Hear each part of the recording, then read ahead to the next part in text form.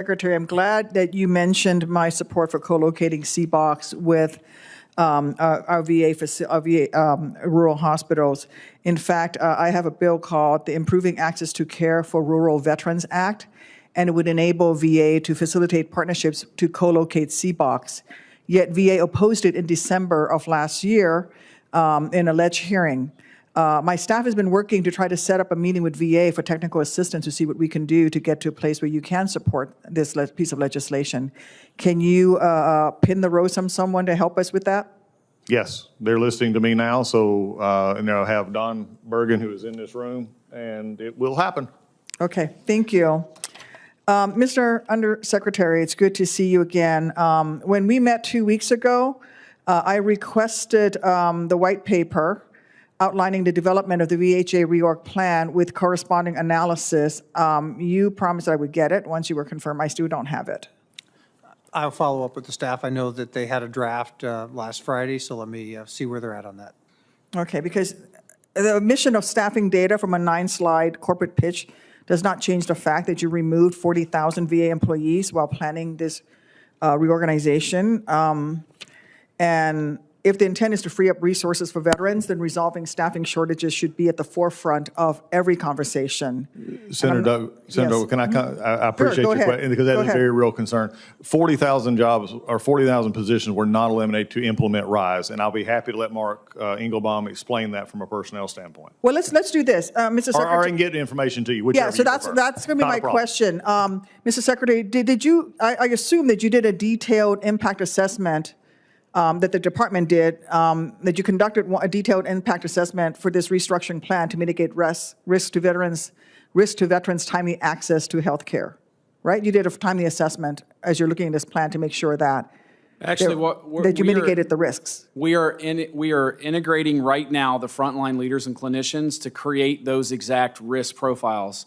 The point is the people doing the work are the ones that best know the risk. We couldn't do that just in a small group of people. So that will be done prior to us taking any action. So you came up with the plan before you before you identified and mitigated the risks? No, we evaluated appropriate structures and then we would create a plan. You start with the current state, you look to the future state, you create an analysis of functions, you create a gap analysis, you do a risk mitigation strategy to execute on the plan. We are very much at the infancy stages of the planning. The planning has to be done by the people that are the ones that are on the receiving end of this. It's the frontline clinicians that have to drive this. They know the risk. I can't tell them what the risk is in order to implement something. Do they have a risk assessment somewhere? Do they have a list of the risks? I mean, the risks are being created right now. Will you provide that to the committee? Yes. When the risk assessments are completed as part of the overall planning process, I think that's a reasonable thing to be able to articulate. Along with the mitigation? Of course, we would not execute on something where we've identified a risk without a mitigation or elimination strategy. It seems strange to me that you would come up with an entire elaborate plan without including risk. And maybe it's my Army training, but when I went to my commander, part of my decision matrix was to actually have the risk and the mitigations of the different courses of action before I asked him to choose a course of action. And you're telling me that you chose a course of action before you had fully identified the risk or come up with mitigation processes for those risks. Senator, it's kind of backwards. Not really, Senator. When you look at this is not a new thing. This is not a new discussion. This is a decades-old plan. Even when you were at the VA as well, this has always been discussed. I think the issue here where there's more of a risk problem going forward, and this has been the problem at VA for years, is a risk aversion that keep us from doing exactly what we're doing right now, that we were too scared that anything would happen. The risk part here is that we were headed down a path in which we were not being able to service the veteran first. We were not being able to do the things that veterans needed because of illogical resource allocations, policies and procedures that had been let go for years that really served more of the VISN VACO structure than it did the hospitals. I believe you saw this when you were at VACO. I did. And we just got to get out of the VACO-centric model here back to what they're supposed to do as policy. The risk came in doing nothing.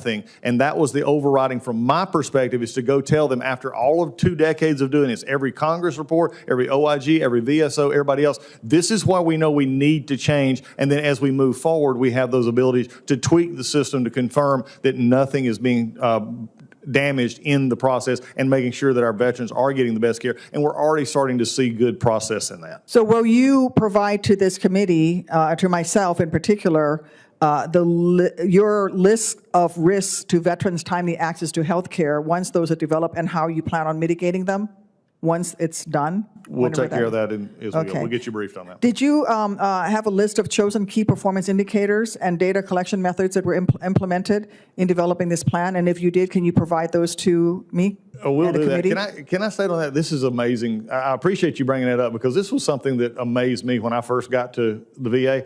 Did you realize that we had no KPIs across VHA? Well, let me rephrase that. We did. We had almost 500 in which everybody just sort of did their own thing and say, I'm going to measure myself against this. One of the first things we did with the help of the folks at this table and also a guy named John Figueroa, who actually helped us look at this, we have narrowed that down to 18 KPI metrics now that every hospital in our system now uses. So everybody knows how they're getting measured, and that's one of the things that has driven the process in helping our hospitals know, here's what we do well, here's what we do not, because I can pull that up right now. If I had my iPad, I could show you every hospital in our system, and they could be compared against it. Great. Can you pull hit it up and hit perfectly. send and send it to me tonight? Do what now? Can you pull it up on your iPad today and send it to us? We can pull data and get you those and show you Great. what the dashboard looks like.